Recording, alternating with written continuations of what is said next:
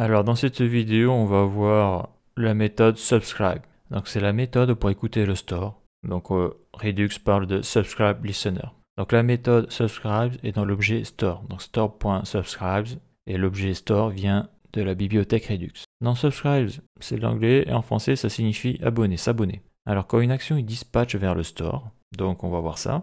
Donc là on a le store avec le ou les réduceurs.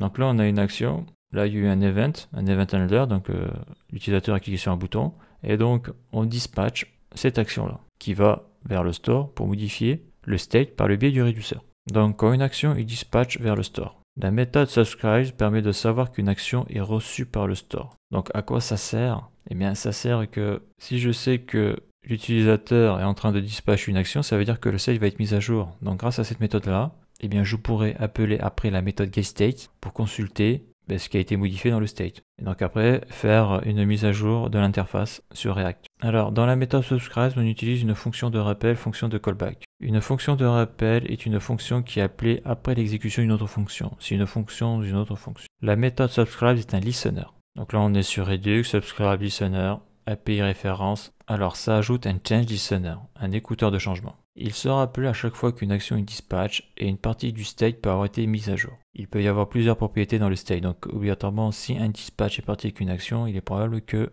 le state a été mis à jour ou modifié quelque part une des propriétés, car dans le state en principe il y a plusieurs propriétés, il y a plusieurs key et value. Et donc après on peut appeler getState pour lire le state actuel. On peut appeler la méthode dispatch depuis un change listener. Donc le listener ne doit appeler dispatch qu'en réponse aux actions de l'utilisateur ou dans des conditions spécifiques. L'envoi d'une action pour un champ spécifique du store modifie la value d'une key du state. Les subscriptions abonnements sont instantanées juste avant tout appel de la méthode dispatch. Le listener ne doit pas s'attendre à avoir tous les changements d'état, car l'état peut avoir été mis à jour plusieurs fois au cours d'un dispatch imbriqué avant l'appel du listener. Il est garanti que tous les subscribers enregistrés avant l'exécution de dispatch seront appelés avec le dernier state au moment de sa sortie. Donc on va voir un petit peu comment ça se passe au niveau de Visual Studio Code. Donc là, ce que je vais faire, c'est créer un nouveau composant. Parce que si j'utilise mon composant Redux Text 1, ça va être le gros bordel. Donc je fais un nouveau composant, je vais l'appeler Redux Test 2.js. Donc là, je fais un React Class Component. Donc là, je vais écrire Redux Test 2 pour pouvoir l'afficher là, et donc pour pouvoir avoir accès au console log. Et là, je vais ici dans app.js et je vais écrire ici Redux Test 2. Je vois qu'il est ici. Il s'est bien importé. Redux Text 2. Je ferme la balise. C'est bon. On voit qu'il est bien présent. Super. Donc là, je retourne ici. Ça, j'en ai plus besoin. Je le ferme. J'agrandis un peu. Voilà. Donc déjà, direct, je peux importer le Create Store. Donc pour pouvoir faire le store et utiliser le réduceur. Create Store from. Et après, j'y mets Redux. Ça, c'est fait. Donc là, qu'est-ce que je vais faire? L'idée donc va être de faire un réduceur avec un state normal, basique. Et donc l'idée va être de créer une variable qui va s'incrémenter à chaque fois qu'un dispatch sera fait sur une action. Et donc pour ça, on va utiliser la méthode subscribe qui est un listener. Donc à chaque fois qu'un dispatch d'une action creator sera fait, la méthode subscribe le détectera et incrémentera une variable de +1. Le state sera aussi incrémenté de +1 pour l'exemple. Et après, on verra que lorsque j'appellerai la méthode subscribe, je le ferai dans l'action creator, que je placerai dans le dispatch, on verra que la variable compteur s'incrémentera de +1 et on verra que dedans j'y mettrai la méthode getState et on verra donc que le compteur s'incrémentera de 1 et on verra aussi la valeur du state qui sera donc appelée par la méthode subscribe. Donc c'est peut-être pas trop clair ce que je dis, mais on va le voir en pratique, ça sera plus clair. Donc là je vais créer le store. Donc je vais appeler comme ça create store et dedans j'y mets le réduceur. Donc le réduceur je ne l'ai pas créé pour le moment. Donc là j'ai une erreur. Donc l'action que je vais vouloir faire, ça sera compteur add. Donc ça, add c'est un terme technique, ça veut dire ajouter en anglais. Donc je vais le laisser en anglais. Et donc l'action, donc chaîne de caractères, je mets en majuscule compteur add. Donc ça sera mon type. Donc après ce que je vais faire, c'est faire la fonction pour y mettre cette action-là. L'objet action, on va y faire une fonction, là, ce que j'appelle l'action creator. Donc ça va être une expression de fonction, je la mets dans une variable, const. Je vais l'appeler action et je vais lui mettre compteur add. Voilà, ça va être son petit nom. Donc égale la fonction fléchée. Voilà, on peut y mettre des accolades. Donc dedans, qu'est-ce que ça return? Donc ça return eh bien le type qui est compteur add. Voilà, donc ça c'est bon. Donc là maintenant je vais faire le réduceur, donc const réduceur, c'est pareil, fonction fichier égale, ok.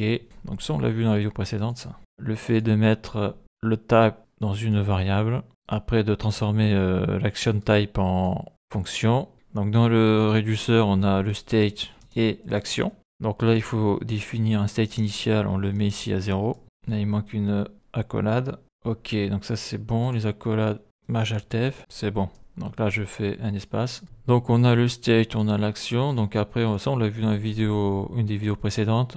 On va utiliser le switch case. Ça, après je mets les accolades. Alors dans le switch, c'est toujours la même chose, c'est action.type. D'ailleurs, pour que l'action.type arrive ici, il faut que je l'envoie par le biais de la fonction dispatch. Donc là je vais le mettre ici. Donc store.dispatch. Et là je vais y mettre ma fonction, mon action creator. CTRL-C, CTRL-V. Voilà, là ça marche. Donc si je dispatch ce qu'il y a dans la variable action, d'ailleurs c'est pas une variable, c'est une fonction. Voilà, j'appelle une fonction. Donc la fonction creator s'exécute et dedans on a le type et counter add, c'est ce qu'elle retourne. Donc le type, eh bien ça va être ça. Donc case, donc si tu as counter add, donc là je lui dis si dans le type tu as counter add, donc si tu as cette value là, cette chaîne de caractères. 2 points. Alors tu return le state plus 1. Tu rajoutes 1 au state. Le state de départ est de 0. Sinon, donc là je mets default, c'est-à-dire si c'est pas counter add, si c'est autre chose, eh bien tu retournes le state comme il est, à l'état où il est. Je fais un Maj-Alt-F, voilà. Donc ça c'est bon. Donc là quand je fais CTRL-C, CTRL-V, là je rajoute un store dispatch, donc là je rajoute une action, comme si je simulais un event listener là. Mais là pour le moment je vois pas le résultat là. Donc qu'est-ce qu'il faut faire? Donc là pour le moment je n'ai pas utilisé le subscribe. Donc là moi ce que je veux c'est incrémenter une variable au compteur. Donc si je fais let compteur égale 0. Donc là je fais un console log de compteur. Donc là on voit que j'ai la valeur de 0. Je fais un CTRL-C, CTRL-V, ok. Donc ça j'ai ça et voyons si je fais un console log de gate state. Donc là on voyait une erreur, c'est normal parce que c'est store.getState. On voit que j'ai le state qui est à 1. Je vais mettre un petit console log là, CTRL-C, CTRL-V, mais là je vais écrire gate state. Ok, donc ça c'est bon. Voyons si je fais un CTRL-C, CTRL-V, on voit que le state est passé à 2. Là je refais un CTRL-V, on voit que le state est passé à 3, parce que là je suis en train de lire le state là. Si je refais un CTRL-V donc de dispatch de cette action là, on voit que le state est passé à 4. Donc là j'enlève tout ça, on voit que le state est passé à 1. Donc l'objectif c'est que le state à chaque fois je l'incrémente de 1. L'objectif va être d'incrémenter ce compteur lorsque un dispatch a été effectué de l'action qui va vers le store. Donc on va utiliser la méthode subscribe. Donc je vais faire store.subscribe, ok, et on sait que dedans il faut y mettre une fonction de callback. Donc la fonction de callback, je vais la mettre ici, je vais l'appeler const, donc ajouter 1. Donc c'est une fonction, quoi, c'est une expression de fonction. Donc ça, c'est toujours la même chose.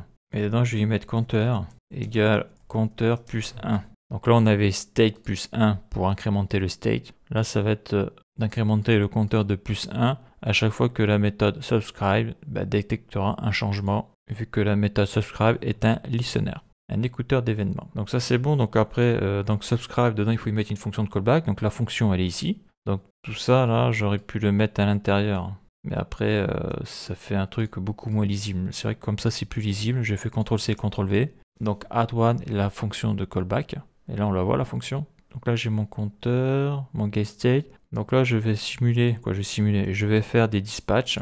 Donc je le mets comme ça, là. Là, je fais un dispatch. Donc on voit que le compteur est passé à 1. Il était à 0. Le state était à 1. Il est passé à 2. Je refais un dispatch. On voit que le compteur est passé à 2. Le state est passé à 3. Je refais un dispatch, on voit que le compteur est passé à 3. Je refais un dispatch, on voit que le compteur est passé à 4. Et je refais encore un dispatch, et on voit que le compteur est passé à 5, et ainsi de suite. Donc à chaque fois que je fais un dispatch de l'action vers le réducteur du store, et bien à chaque fois, là, j'arrive à incrémenter mon compteur.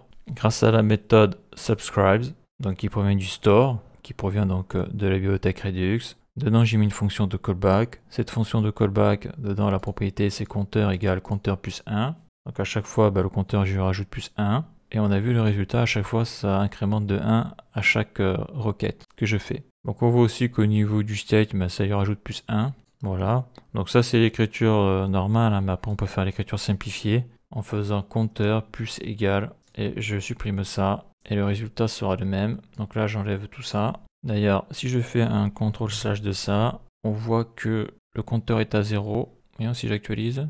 Le compteur est à 0 et le getState est à 1. Donc ça, je l'active.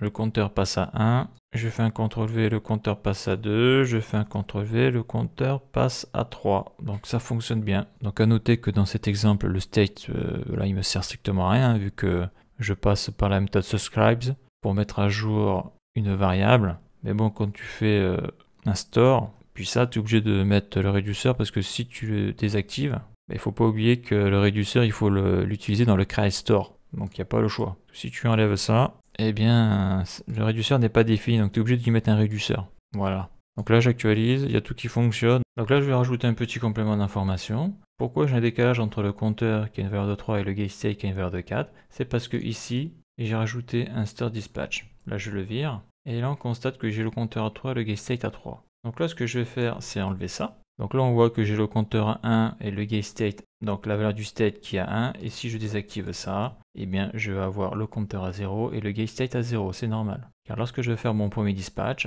je vais mettre à jour le state, donc plus 1. Et je vais incrémenter la variable compteur. Donc cette variable est ici de plus 1 grâce à la méthode subscribe qui détecte qu'il y a un changement. Quelque chose se passe dans le store. Et donc ça appelle la fonction de callback qui est ici. Ça fait compteur égale compteur plus 1. Là, on le voit clairement. Super, ça marche. Donc là, comme j'ai dit en début de vidéo, dans la fonction de callback, je vais pouvoir y mettre la méthode getState, CTRL-X, CTRL-V, car le but, c'est de déclencher la méthode getState que quand il y a un changement dans le store. Changement dans le store qui est détecté par la méthode subscribe. Donc, qu'est-ce que l'on a là? On a ça, c'est bon, ok. Donc là, si je désactive mon store dispatch, j'ai le compteur à 0. Donc là, je ne le vois plus, le getState, parce que il est dans la fonction de callback add1 qui est appelée lorsque la méthode subscribe se déclenche et la méthode subscribe se déclenche que lorsqu'il y a une modification du store. Alors que quand il y a une modification du store, c'est-à-dire que quand il y a une méthode action qui est dispatch. C'est plutôt ça. Donc ça, je l'active. Donc là, je fais une requête. Je fais un event.